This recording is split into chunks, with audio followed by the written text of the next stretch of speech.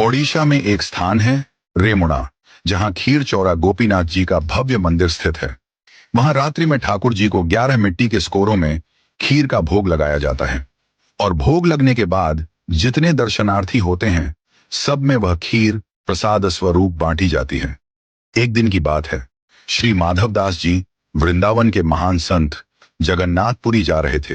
रास्ते में रुककर रेमुणा पहुंचे।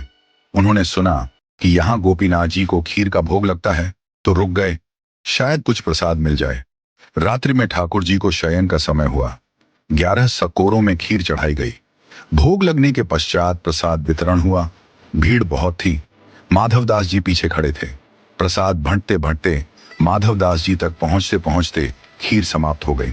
पुजारी ने हाथ जोड़ ली, बोले, भक्तवर, खीर समाप्त हो गई। माधवदास जी 3 दिन से उपवास में थे, परंतु फिर भी न किसी से बोले, न कुछ मांगा। मन ही मन बोले, हे जगन्नाथ, आप तो जगत के अन्नदाता कहलाते हैं, पर आज आपके द्वार पर आकर भी अन्न नहीं मिला। वे एक वृक्ष के नीचे जाकर बैठ गए, भूखे प्यासे पर मौन शांत, भक्त वत्सल भगवान के भरोसे। रात्रि में ठाकुर गोपीनाथ जी ने पुजारी को स्वप्न दिया, उठो, एक खीर का सकोरा मैंने बचा कर रखा है, जाओ उसे लेकर माधवदास को दो, वे भूखे हैं। पुजारी चौंक गए, बोले, प्रभु, मैंने तो 11 स्कोरे ही चढ़ाए थे और सब बांट दिए थे। ठाकुर जी मुस्कुराकर बोले, नहीं, 11वां स्कोरा मैंने चुरा लिया था, अपने प्रिय भक्त माधवदास के लिए। पुजारी दौड़े। उन्होंने सचमुच मंदिर में एक स्कोरा पाया, जो अन्य प्रसाद से अलग रखा हुआ था। खीर अब भी गर्म थी, सजीव थी, सजीवता का अनुभव हो रहा था। वे दौड़कर वृक्ष के नीचे पहुंचे, जहां माधवदास जी बैठे थे।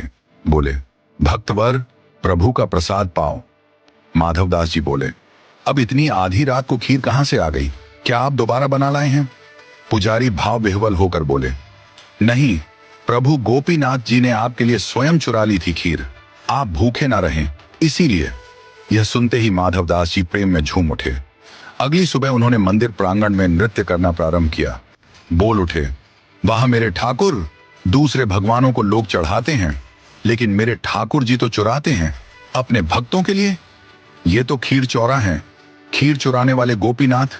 और तभी से गोपीनाथ जी का नाम हो गया, खीर चौरा गोपीनाथ। आज भी रेमुणा में रात को ठाकुर जी को खीर का भोग लगता है और उनकी वह प्रेममयी लीला सजीव रूप में याद की जाती है।